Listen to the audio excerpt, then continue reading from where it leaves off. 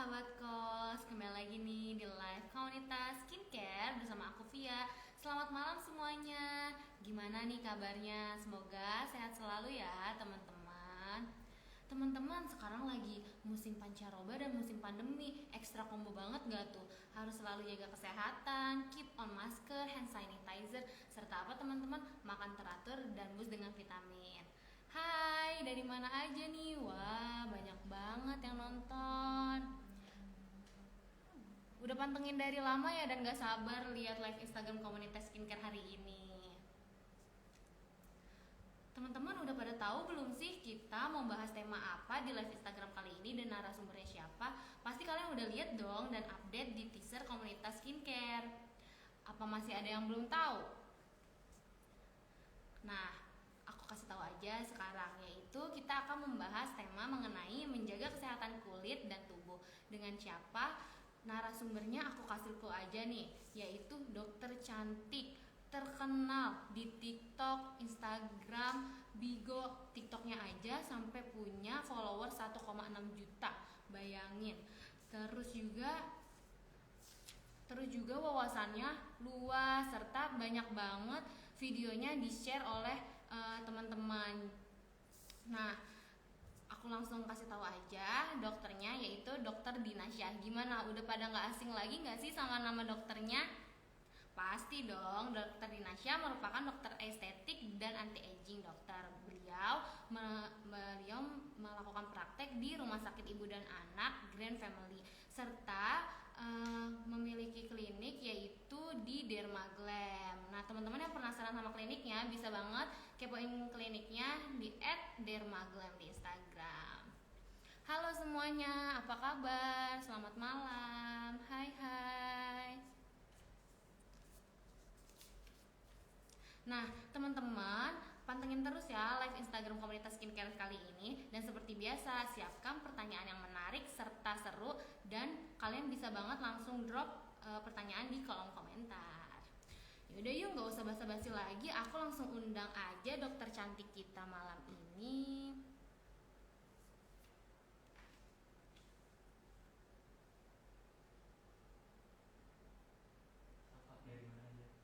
Halo semuanya.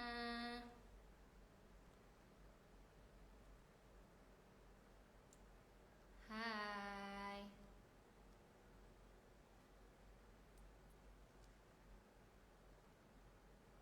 Hai hai, dari mana aja nih kalian?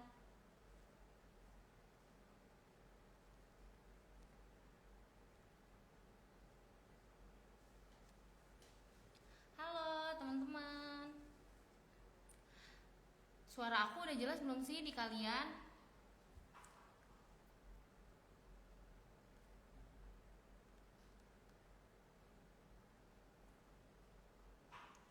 Udah stabil belum ya suaranya?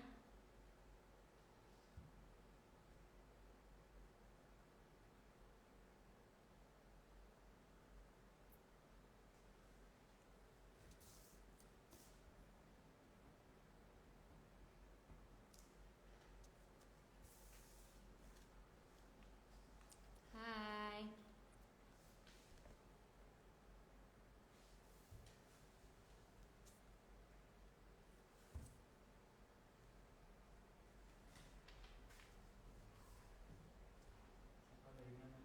Halo, pada dari mana nih kalian?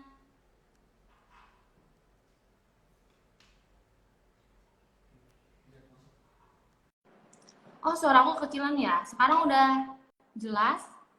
Hai semuanya, gimana nih koneksi aku di kalian, sudah stabil belum? Hai. Dokter Dina, cantik banget.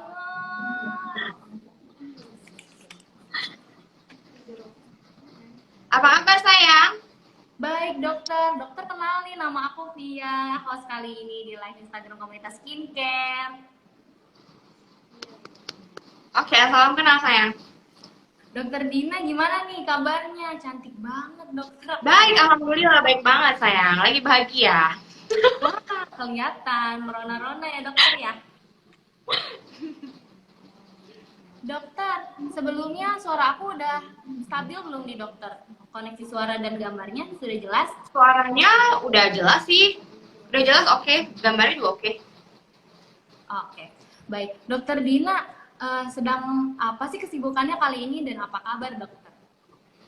Kabarku baik, kesibukan aku tuh sama aja sih sebenarnya sehari-hari. Aku kan selalu praktek. Praktek aku tuh padat banget. Pagi aku praktek, siang praktek, sore praktek, malam praktek. Jadi hidupku dipenuhi oleh praktek ya. Jadi aku praktek terus.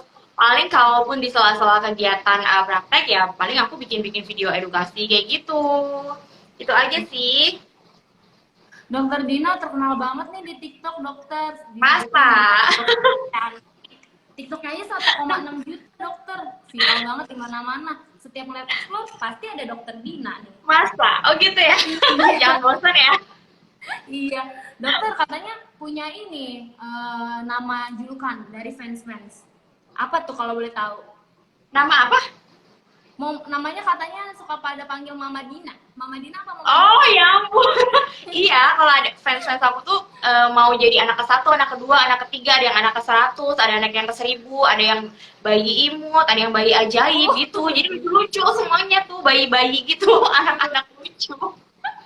Jadi kadang-kadang aku dipanggil mama, mama, mami gitu. Aku juga mau ikut manggil Mama Mama dokter, Mama Dina. Boleh kamu ngantri ya. Siap-siap. Dokter, kita kan tema live kali ini akan membahas mengenai menjaga kesehatan kulit dan tubuh ya dokter. Sudah siap aku tanya? Ya, Oke. Baik dokter, aku mulai dari pertanyaan pertama ya. boleh. Dokter, Suara kamu kecil banget kok sayang. Oh, kecil ya dokter? Heeh. Udah jelas belum dok sekarang? Halo? Ya, lebih mending sih. Coba Dokter, tombol volumenya coba diputar dulu.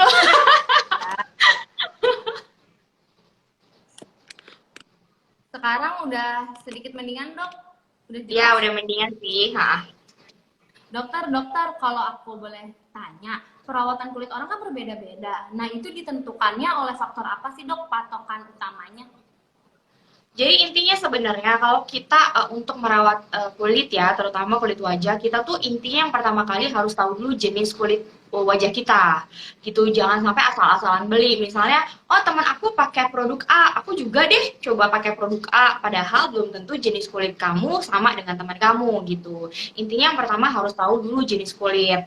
Gimana sih dok caranya? Sebenarnya simpel aja untuk mengetahui jenis kulit kamu. Jadi misalnya nih di pagi hari bangun tidur, kamu lihat di wajah kamu apa yang terjadi. Kalau seandainya berminyak di seluruh wajah gitu, terus kayak rasanya lengket, terus kayak apa tuh mengkilap-mengkilap basah gitu, itu berarti artinya seluruh wajah kamu berarti jenisnya berminyak gitu. Kalau seandainya kering, dipegang biasanya lebih kasar ya, dia ada pengelupasan misalnya, atau ada bagian-bagian yang memang kering gitu, itu berarti termasuk kering. Tapi ada juga yang kombinasi, yaitu di bagian misalnya di bagian T-nya, di bagian dagu itu berminyak, tapi di bagian yang sini kering gitu. Jadi itu termasuk yang kombinasi. Nah, kalau udah tahu jenis kulitnya, berarti kita tinggal pilih tuh sesuai dengan jenis kulit. Jangan sampai kulitnya berminyak, berjerawat, tahu-tahu pakai yang untuk kulit kering, nanti malah tambah parah jerawatnya. Begitupun kalau kulit kering, pakai yang buat berjerawat malah tambah kering nanti gitu. Jadi benar-benar di awal sebelum memutuskan untuk membeli krem atau produk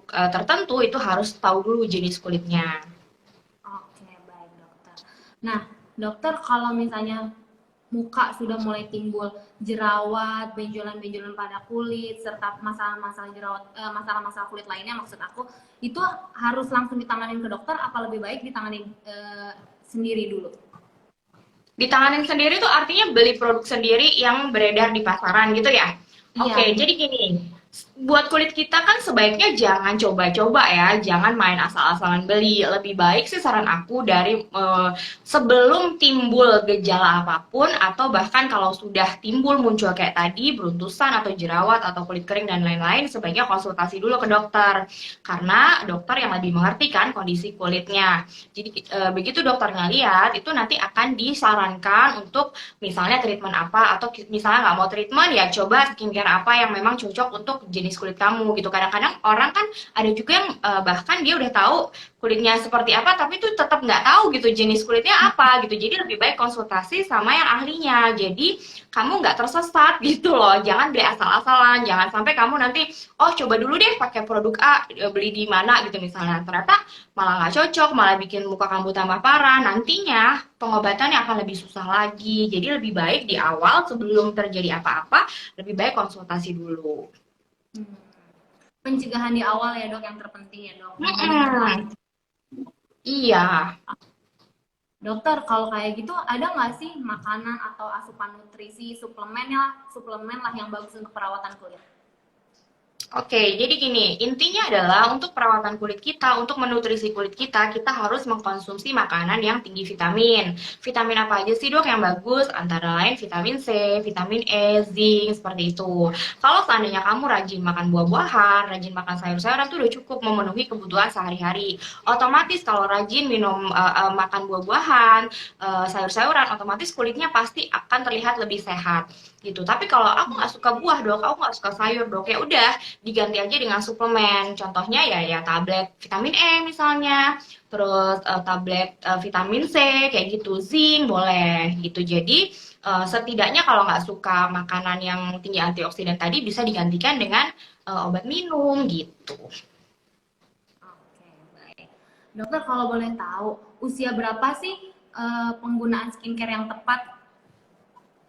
Sebenarnya ya kalau zaman sekarang tuh usia 11, 12 aja tuh udah mulai skincarean loh. Udah pada pakai Hmm. masker, pakai serum ya. Jadi gini, intinya tuh sebenarnya ya boleh-boleh aja sih usia segitu pakai, tapi sebenarnya belum perlu. Kalaupun seandainya mau pakai skincare nggak apa-apa, tapi disesuaikan dengan kulitnya. Artinya usia segitu, usia 11, 12, 13 belum terlalu butuh yang namanya kayak serum-serum anti aging misalnya kayak gitu. Kalaupun mau pakai skincare boleh, yang penting adalah facial wash. Facial washnya cukup yang gentle facial wash aja, nggak usah yang aneh-aneh. Jadi gentle facial wash itu adalah yang facial wash yang kandungannya nggak ada deterjen sama pewanginya, jadi aman. Karena kan kulitnya masih bagus ya, kalau masih muda itu masih kayak bayi, masih kayak anak kecil, pasti kan belum ada apa ya kerusakan, masih bagus gitu. Jadi jangan sampai dengan pemakaian krim malah merusak, dengan pemakaian skincare malah merusak gitu. Jadi boleh pakai facial wash yang gentle aja. Kemudian boleh pakai pelembab, pelembabnya juga yang ringan, nggak usah yang berat-berat, sama pakai sunblock, udah itu aja. Jadi pada saat usia remaja itu yang perlu cuma 3 itu. Nanti kalau udah lebih tua lagi usianya, misalnya udah 20-an, itu boleh tuh ditambahkan kayak misalnya serum, serum vitamin C misalnya, serum yang untuk mencerahkan tuh boleh gitu. Nanti kalau udah di atas lagi 27 ke atas tuh boleh mulai pakai serum anti aging kayak gitu. Jadi disesuaikan dengan umur. Oke. Dokter Dina, banyak kan ya, pasti yang bilang ah mahal kalau misalnya perawatan ke klinik, mending beli skincare aja yang beredar di pasaran yang murah meriah. Nah, kalau dari Dokter Dina sendiri, perbedaan skincare yang dijual bebas dengan produk yang diberikan klinik itu apa sih dok? Biasanya? Jadi jangan sampai kalian tergoda dengan mahal dan murah ya. Artinya kalau di luaran murah apa nggak akan bikin uang kita habis kalau beli gitu deh, daripada ke dokter mahal uang kita habis gitu. Tapi kalian harus memikirkan jangka panjangnya. Hati-hati sekali kalau kalian beli krim di luaran. Pertama nggak tahu kandungan tepatnya di dalamnya itu apa. Walaupun mereka bilang itu aman, tapi kan kita nggak tahu jelasnya kandungan di dalamnya apa, berbahaya atau tidak, efek samping jangka panjangnya apa gitu ya. Karena kalau produk di luar udah nggak ada BPOM-nya misalnya ya kan, terus dijualnya murah, terus nggak ada yang mau bertanggung jawab gitu, nggak ada misalnya kalau kamu beli di dokter kan udah pasti diresepkan oleh dokter, kalau ada apa-apa pasti dokternya tanggung jawabkan kayak gitu. Kalau dibeli di luar belum tentu, ya bukan belum tentu lagi, memang nggak ada yang bertanggung jawab gitu. Jadi hati-hati, jangan sampai kamu beli krem yang di luaran yang nggak jelas, yang nggak ada BPOM-nya, yang krem racikan katanya, tapi nantinya ujung-ujungnya akan merugikan kamu, nanti biaya yang akan dikeluarkan lebih besar lagi loh, dibandingkan kamu dari awal udah ke dokter, gitu. Dok, apa benar kalau produk dari dokter itu lebih cepat pemulihannya? Karena kan banyak orang yang mau coba skincare seminggu harus kelihatan hasilnya, 2 minggu harus kelihatan hasilnya, padahal semuanya butuh. Menurut dokter itu gimana? Apa lebih cepat? Prosesnya ya, sebenarnya atau nggak secepat langsung itu kita sih. jual di pasaran? Prosesnya kan ya, proses gitu kan. Kalau di dokter gitu katanya. Sebenarnya tuh nggak Oh, boleh nggak? bentar. Teman-teman sedikit buffering ya, dan koneksi aku juga udah jelas. Halo dokter, Oke, iya tadi kamu menghilang loh. sama di sini juga dokternya. Oke, udah jelas ya sekarang ya. Oke, jadi gini, perbedaannya ada yang bilang kalau katanya krem dari dokter itu malah lebih cepat pencerahannya atau hasilnya lebih cepat, nggak gitu juga sebenarnya.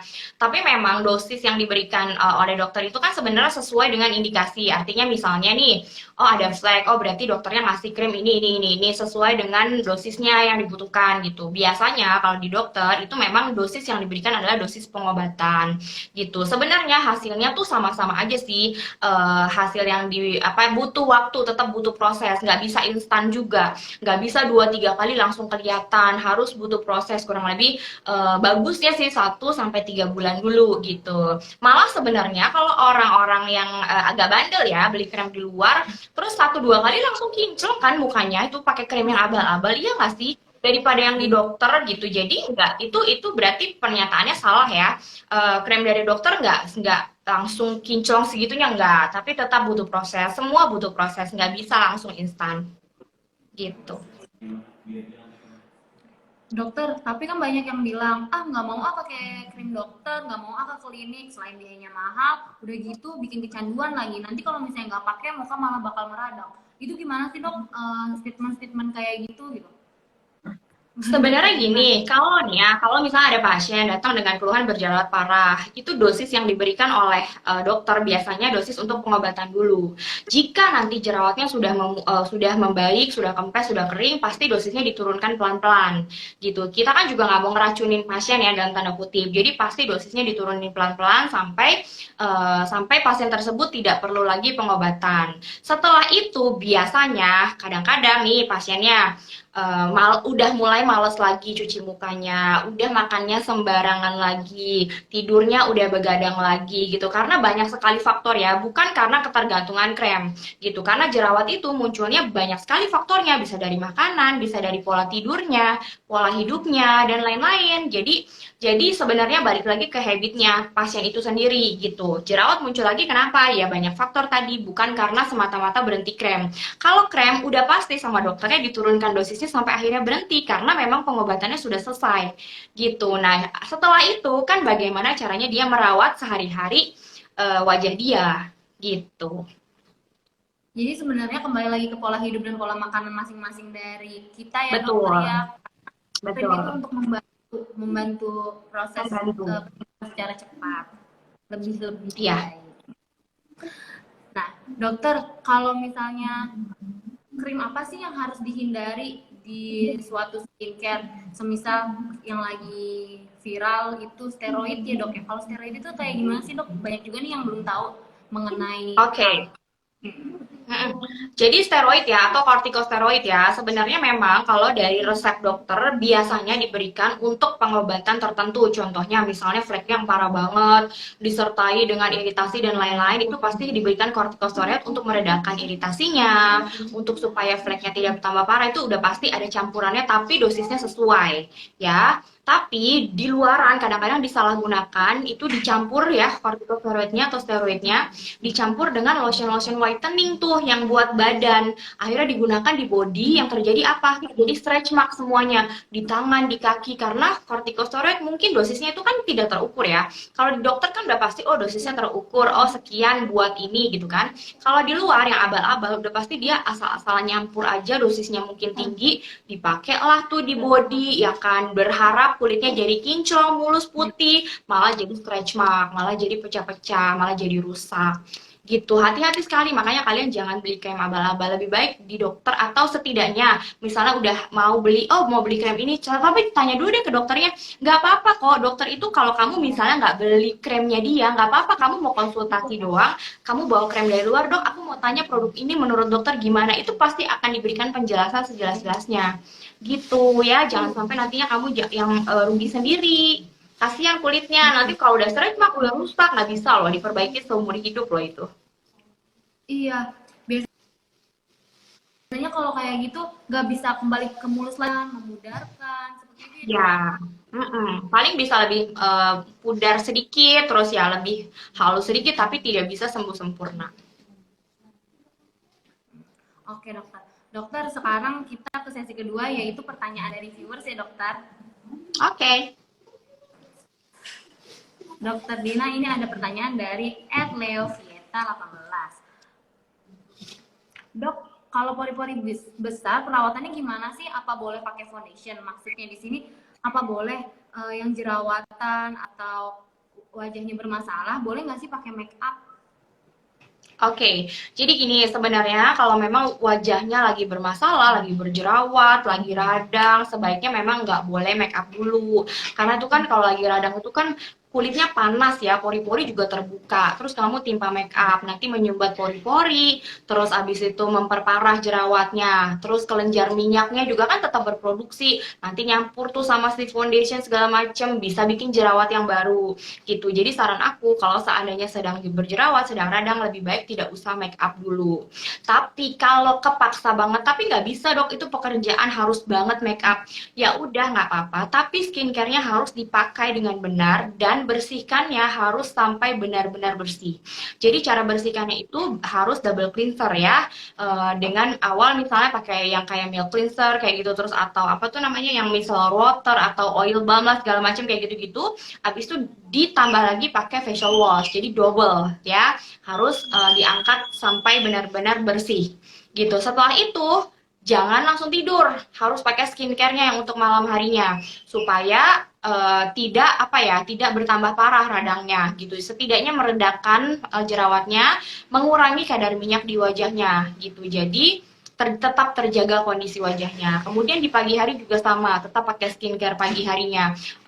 Cuci muka tetap wajib. Habis itu pakai moisturizer atau serum pagi yang khusus untuk mengurangi kadar minyak di wajah untuk mengepaskan jerawat. Sama sunblock itu harus tetap dipakai. Habis itu make up gitu. Tapi kalau memang bisa nggak usah make up ya nggak usah make up dulu sayang ya. Takutnya nanti malah memperparah gitu. Baik, dokter. Dokter, pertanyaan kedua dari @ninda_setiarini06. Dok, mau nanya, jerawatnya udah hilang, tapi ngilangin bekas jerawatnya gimana sih dok biar hilang noda hitamnya karena bandel banget katanya gitu.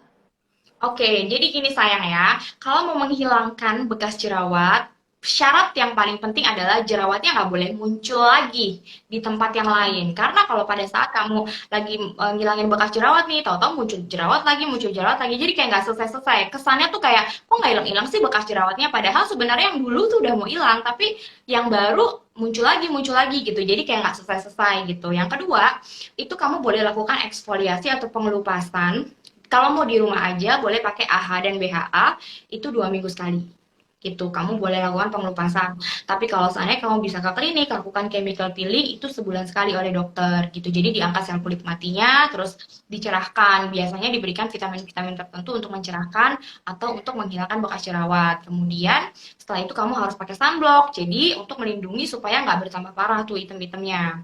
Kemudian setelah itu di malam harinya biasanya dokternya akan memberikan krem whitening yang kandungannya ada glutathione misalnya, kojic acid, azelaic acid yang seperti itu yang untuk mencerahkan. Udah sih sesimpel itu sebenarnya. Ingat, pokoknya jerawatnya jangan muncul lagi. Karena kalau muncul lagi ya selesai-selesai nantinya. Dan ingat juga kalau menghilangkan bekas jerawat itu nggak seminggu cering hilang gitu, nggak sayang. Butuh proses ya, butuh bisa 1 bulan, bisa 2 bulan, bahkan bisa 6 bulan loh. Yang penting kamu sabar, tetap terus dijalanin, dipakai skincare-nya gitu. Karena kalau nggak kayak gitu ya susah gitu. Intinya tetap kita harus perawatannya rutin. Baik, dokter, pertanyaan terakhir dari @nh_tardi. Dok, saya punya jenis kulit berminyak dan jerawatan. Terus saya pakai bedak baby, dok. Itu apakah aman atau tidak ya, dok? bedak bayi. Sebenarnya kalau bedak baby itu kan pH-nya sebenarnya gimana ya?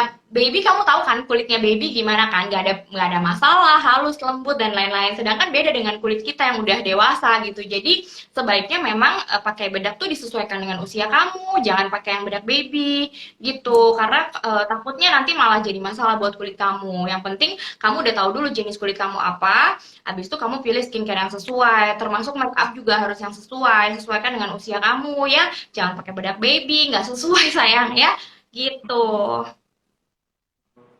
Oke, dokter nih banyak banget yang penasaran sama gagal fokus sama wajah dokter yang glowing banget katanya. Dokter kalau mau konsul sama dokter Dina, prakteknya di mana sih dok? Gitu. Terus Aku bisa prakteknya di Taman Alfa Indah Joglo, di Dermaglem, Pantai Indah Kapuk, sama di Taman Alfa Indah Joglo. tuh teman-teman, buat teman-teman semua viewers komunitas skincare, kalau misalnya mau mukanya glowing seperti dokter Dina yang ulala, bisa banget ke mampir ke kliniknya dokter Dina dan Maglem di mana tadi dokter?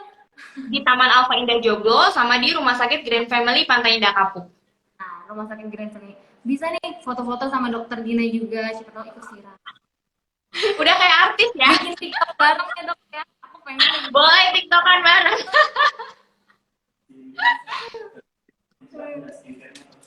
Nah, dokter kalau misalnya boleh tahu, dokter kan badannya bagus banget, kulitnya bagus banget. Itu ada rutinitas tersendiri nggak sih dok? Tips, misal cara urutan skincare dokter atau pola hidup dokter yang kita pengen tahu nih semuanya kayak gimana. Oke, sebenarnya sih kalau kayak sehari-hari itu kan aku sibuk banget. Jadi jujur aja aku tuh nggak pernah olahraga, ya. Aku praktek dari pagi bisa sampai malam gitu. Jadi olahraga tuh nggak pernah, hampir nggak pernah. Mungkin olahraganya ya itu kali ya, mengerjakan pasien ya. Nyuntik pasien itu udah jadi olahraga ya. Karena udah nggak ada waktu lagi untuk olahraga, nggak sempat gitu. Jadi jujur aja nggak pernah olahraga. Tapi kalau makan memang aku atur gitu. Jadi aku memang perbanyak makan makanan yang tinggi antioksidan tadi yang aku bilang ya, banyakin buah-buahan, banyakin sayur gitu. Udah gitu apalagi ya nggak ada sih sebenarnya itu doang sih. Terus usahakan tidurnya ya. Tidur itu tuh harus bener-bener nggak boleh begadang. Kalau sebisa mungkin nggak harus begadang banget ya nggak usah. Jadi kalau aku pribadi nih jam 9 malam atau jam 10 malam kalau memang sudah bisa tidur ya harusnya tidur gitu. Tapi biasanya kan kita ada lah ya 1-2 hari begadang karena mengerjakan sesuatu ya wajar aja nggak apa-apa. Tapi usahakan tidurnya tuh lebih cepat. Jadi tubuh kita tuh sehat, kulit kita juga bagus gitu, bersinar gitu. Kita jadi lebih awet muda gitu. Intinya sih itu doang sih. Kalau makan memang lebih dijaga sih. Gitu. Aku tuh dulu gendut banget, kamu tahu nggak? Enggak aku Apalagi sama. waktu habis apalagi waktu habis melahir kan udah nggak tahu lagi deh. Dia tuh gimana? Gitu. Aku pengen tahu. Dietnya gimana ya? Atur makan aja sih sebenarnya, kurangi porsi. Jadi kurangi porsi, kurangi kalori gitu. Jadi kalau misalnya kayak tadinya makan mungkin 1 piring itu nasinya penuh, terus sama lauk pauk yang banyak banget ya dikurangi, nasinya jadi setengahnya gitu. Sekarang nih kalau aku makan nasinya tuh udah kayak 1/4 piring doang. Jadi kayak kalau sendok makan tuh cuma 2 sampai 3 sendok makan dan itu udah mengenyangkan karena aku sudah mengatur pola makan aku supaya dengan segitu tuh udah cukup gitu. Jadi lambung aku udah menyesuaikan dengan makanan yang sedikit tuh ternyata udah kenyang gitu. Jadi sebenarnya adalah kebiasaan kita sih. Memang awalnya susah banget. Tadinya kan segala dimakan gitu, semua makan nggak ada yang diatur. Tapi lama-lama menyesuaikan. Akhirnya aku sekarang udah nyaman dengan porsi makan yang segitu gitu. Jadi makanku nggak terlalu banyak dan lebih suka makan buah-buahan dan sayur gitu. Dokter, aku kalau nggak tahu dokter Rina pasti nyangka dokter belum nikah, belum punya anak 2. Badannya sing Ya ampun. remaja aku aja kalah dokter. Dokter, dari aku nih pertanyaannya. Aku pengen Oke. tahu dong dokter urutan skincare dokter apa sama ngegunain skincare apa, boleh disebutin nggak? Aku pengen tahu Aku rahasianya. skincareku, aku sebenarnya kalau kayak abis pulang nih udah selesai praktek, aku pasti bersihin wajah dulu pakai micellar water. Atau micellar water atau ini deh makeup remover deh gitu ya. Abis itu tetap harus pakai facial wash ya pembersih muka. Nah jenis kulitku itu termasuknya yang agak berminyak ya. Tapi kadang-kadang aku tuh kulitnya aneh, kadang-kadang berminyak, kadang-kadang kering. Jadi Di kamar mandiku ada dua jenis sabun. Jadi kalau pas lagi aku kulitnya berminyak banget, aku pasti pakai yang buat kulit berminyak. Tapi kalau yang rasanya lagi kering, ya aku pakai yang untuk kulit kering gitu. Jadi pintar-pintar kita kan udah tahu nih jenis kulit kita seperti apa. Jadi kita harus menyesuaikan. Udah habis cuci muka, aku langsung pakai moisturizer di malam hari sama krim malam. Gitu kalau malam. Kalau pagi ya biasa, habis bangun tidur pasti cuci muka. Habis cuci muka pakai moisturizer, sunblock, terus make up seperti biasa. Udah, gitu doang. Sama Simple aja ya. kayak kalian. Simple. Kalau udah jadi kebiasaan tuh pasti gak kelewat gitu. Cuma kan ada orang yang, aduh mager dong, males banget. Itu kayaknya ribet banget. Sebenarnya nggak ribet kalau udah dibiasain. Dan kamu, gini nih, kalau kamu udah melihat hasilnya, udah maksudnya gimana ya? Kan itu udah jadi rutinitas. Terus kita merasa, ih bagus ya kulitnya gara-gara kita rajin perawatan gitu kan. Kalau males perawatan udah pasti kulitnya kan pasti lebih kusam, terus muncul keriput kayak gitu-gitu. Pokoknya aku pasti karena udah melihat hasilnya puas gitu pasti akan rutin dijalani terus gitu karena pasti ada hasilnya nggak mungkin enggak gitu. Karena usaha yang kita lakuin yang menikmati juga kita sendiri ya pasti dokter di Ya sini juga di. betul, iya iya. Oke dok. Dokter Dina udah di penghujung live nih dokter. Aku boleh minta motivasi nggak buat viewers komunitas skincare dari dokter Dina? Oke, jadi buat kalian nih pejuang apa ya, pejuang pejuang skincare apa apa nih. Biasanya kalau yang bermasalah tuh biasanya yang berjerawat kali ya. Kalian nggak usah putus asa karena jerawat itu pasti bisa disembuhin ya. Nggak usah sedih, nggak usah putus asa karena segala cara bisa dilakukan. Intinya adalah sebenarnya konsisten. Konsisten, kamu pakai skincare yang baik, pola makannya diatur, pola tidur yang baik, pola hidupnya yang baik, pasti kamu bisa akan sembuh gitu. Buat kalian juga yang kulitnya nggak bermasalah berjerawat ya, buat yang kulit kering juga, kusam juga, tetap harus semangat. Pakai skincare-nya jangan sebentar-bentar pakai, sebentar-bentar pakai. Harus rutin dipakai terus, terus ingat harus sesuai dengan jenis kulit kamu ya. Walaupun nih lagi di rumah aja, lagi masa pandemi, tetap pakai skincare ya. Jangan sampai kalian di rumah aja nggak skincarean karena sebenarnya di rumah itu kalian lebih banyak waktu loh sebenarnya untuk skincarean ya nggak sih. Jangan sampai nggak dipakai skincare ya karena kulit kita tetap membutuhkan nutrisi. Oke?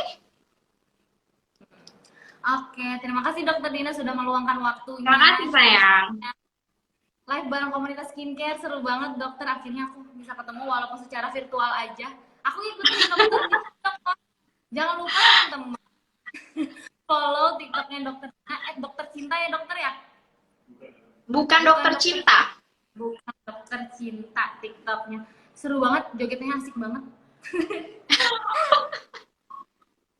Makasih ya dokter Dina sudah Terima berbagi. kasih sayang. Sehat selalu.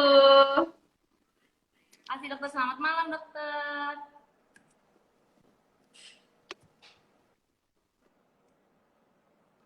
Halo buat teman-teman semua, live kali ini telah selesai ya. Terima kasih untuk pantengin terus live komunitas skincare dari tadi, dari awal sampai akhir. Semoga ilmunya bermanfaat untuk kalian semua. Bye, sampai berjumpa, sampai bertemu kembali.